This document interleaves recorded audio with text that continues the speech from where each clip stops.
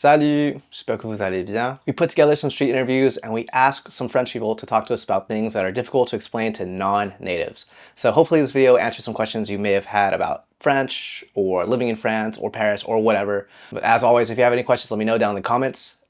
Allez, c'est parti. Est-ce que vous avez des amis étrangers ou des gens que vous connaissez qui ne parlent pas forcément français? Oui, absolument, oui. Et qu'est-ce qui est une règle française, soit en comportement ou en langage, qui est un peu compliquée à leur expliquer? Ouf, il y en a beaucoup, hein, parce que je vais vous dire, déjà pour les Français eux-mêmes, il y a plein de règles qu'ils n'appliquent pas. Donc le français, à mon avis, est une des langues les plus compliquées au monde. Donc pour les étrangers, c'est très très compliqué. Par exemple, un bel appartement. Les étrangers vont vous dire, mais un appartement, c'est masculin. Pourquoi un bel appartement? Belle, c'est féminin. Mais oui, mais alors pour leur expliquer que belle, dans ce cas-là, c'est pas le féminin, mais c'est B-E-L, mais qu'on peut pas dire un beau appartement parce qu'il peut pas y avoir deux voyelles qui se suivent en langue française, et essayer d'expliquer ça à un étranger, il peut pas y avoir deux voyelles qui se suivent dans la langue française, donc il faut mettre un bel appartement et non pas un beau appartement. Déjà, les Français ne comprennent rien. Mais alors là, pour un étranger, faire comprendre à un étranger que deux voyelles ne peuvent pas se suivre dans la langue française, pour eux,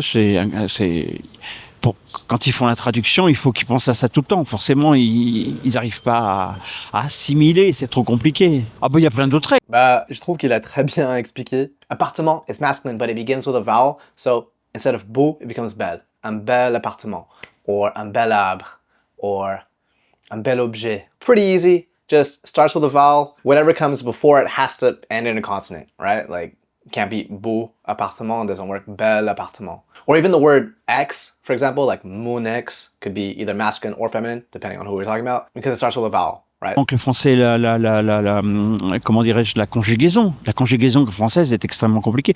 La conjugaison anglaise, vous rajoutez D pour le prétérit. Bon, il y a une centaine de verbes irréguliers, mais bon, une fois que vous les avez appris, vous les avez appris. Pour le participe passé, c'est pareil, vous mettez ED. Le futur, vous mettez will. Le conditionnel, vous mettez would.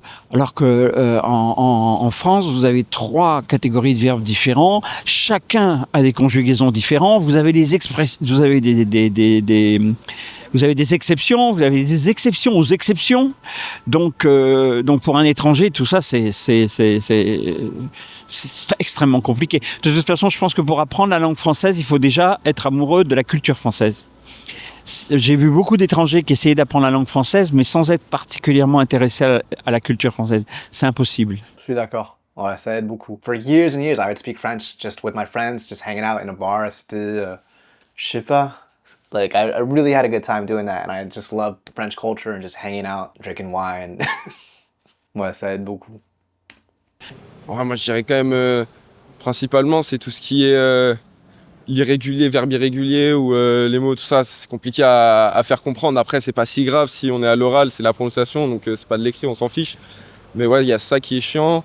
Les conjugaisons, en l'occurrence, c'est aussi un peu compliqué des fois à expliquer parce qu'il y a beaucoup de déclinaisons en français. Puis non, moi j'avais un ami qui venait d'Allemagne, qui est aussi, enfin un ami à nous, qui s'appelle Sacha et qui lui parle français, mais il est en Allemagne.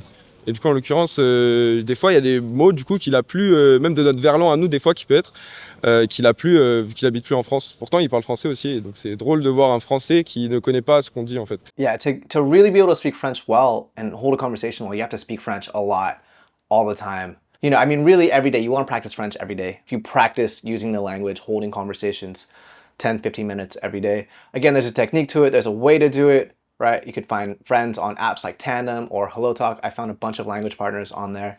And we just talk a little bit every day. That's how I work on like my Spanish, for example. Like, franchement, je suis pas super fort en espagnol, mais je fais de mon mieux. C'est de la pratique. Apprendre une langue, c'est de la pratique. Voilà. Ce qui est intéressant, je trouve, c'est en français, on dit je suis malade, je suis. C'est j'ai mal au ventre. Mais par exemple, en japonais, on va dire plutôt mon ventre est malade ou mon ventre me fait mal. Donc en fait, il y a une dissociation. C'est pas je suis et tout tourne autour de moi, mais c'est des choses, par exemple. Oui, c'est j'ai mal à la tête, c'est moi qui ai mal à la tête. on peut dire ma tête me fait mal. Et ça, c'est plutôt des choses. En fait, c'est une structuration sur la langue elle-même. Et du coup, ça définit aussi les comportements et ça définit aussi un peu la société dans laquelle on s'inscrit. Et en fait, il y a beaucoup d'exceptions aussi. C'est-à-dire que, mais même dans la société en général, en fait, il y a des règles pour tout le monde, sauf pour certains. Et en fait, c'est très très français. Il y a toujours des exceptions. Et ça, c'est vraiment très très difficile de comprendre pourquoi. Toujours des exceptions. Et l'exception à l'exception. C'est vrai. Plus à l'écrit, je pense. C'est pas comme l'anglais, par exemple. Je pense parce que j'avais des amis qui étaient anglo-saxonnes et tout. Et par exemple, eux, ils utilisent the pour tout, alors que nous, on a différents pronoms, des trucs comme ça. Et souvent, parce que moi, mes parents sont chinois. Ouais. Et ils ont des amis en Chine qui viennent ici parfois. Et moi, je leur dis, bah, tire la tronche dans le métro, c'est tout. Tu fais la gueule dans le métro. J'adore cette expression. Faire la gueule. Faire la gueule. Like to frown or like to look, like to look upset, I guess. Faire la gueule dans le métro. C'est vrai. C'est comme ça à New York aussi.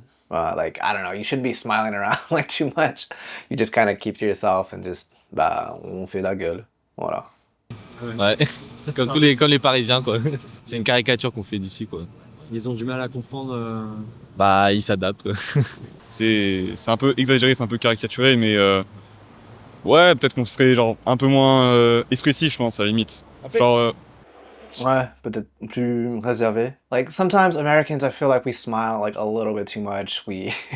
It comes off as a little bit fake in Europe, I find. Europeans can be more reserved, more...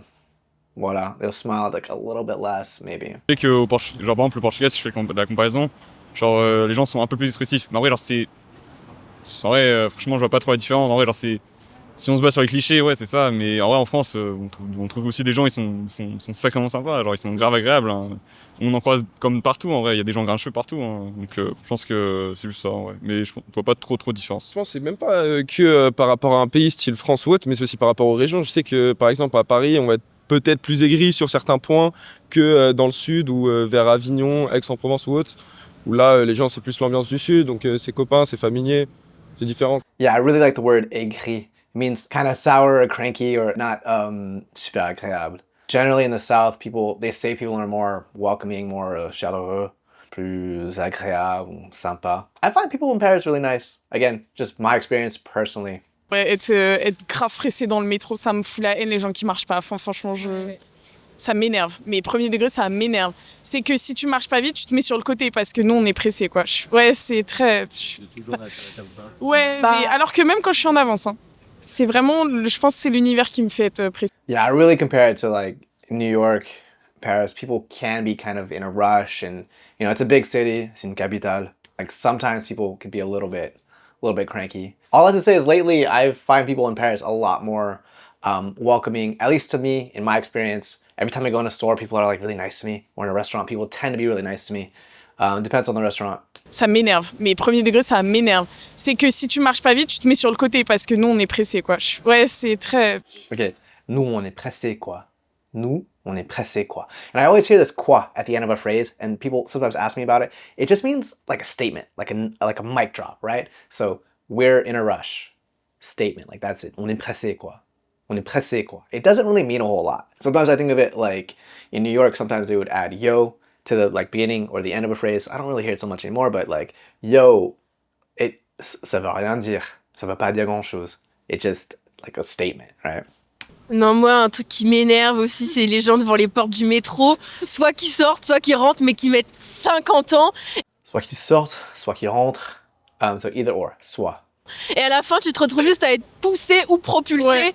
Et t'entends le bip et il y a tout le monde qui se jette dedans comme si on allait mourir. Quand tu sais que tu sors au prochain arrêt, tu te lèves et tu te mets au plus près de la porte parce que moi je suis allée en Roumanie, mais ils sont tellement pas pressés. Ils se laissent rentrer dans le métro. Bah, y a d'ailleurs pas autant de monde que nous dans le métro. Et moi à Washington pour mon échange aussi, en fait le son pour le métro dure tellement longtemps que du coup c'est tellement fluide en fait de descendre comparé en France où j'ai l'impression que ça dure 20 secondes quoi. Ouais, c'est ça. Bon, j'ai l'impression, d'après ce que je vois et d'après ce que je lis, qu'on confond de plus en plus le « et » et le « er ».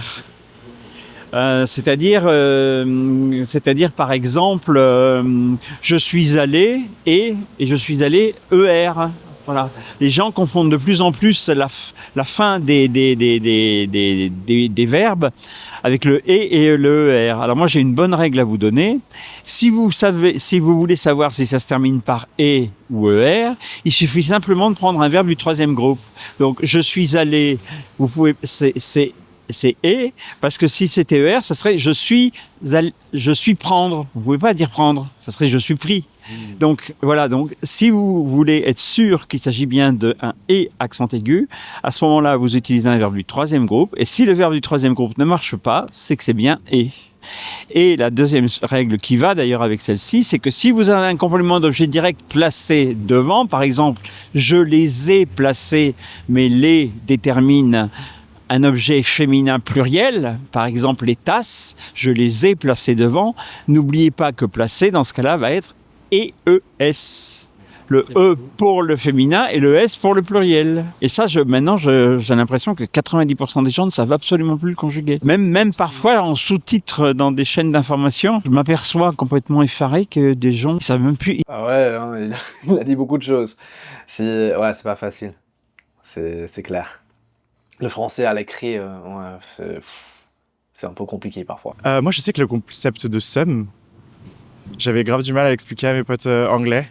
Parce qu'il n'y a pas de mot, je crois, en anglais pour dire somme. Ouais, Et genre, il y a annoying, c'est chiant, enfin, genre plein de trucs qui sont en relatif, mais qui sont pas vraiment genre la quintessence de somme. Donc ça, voilà.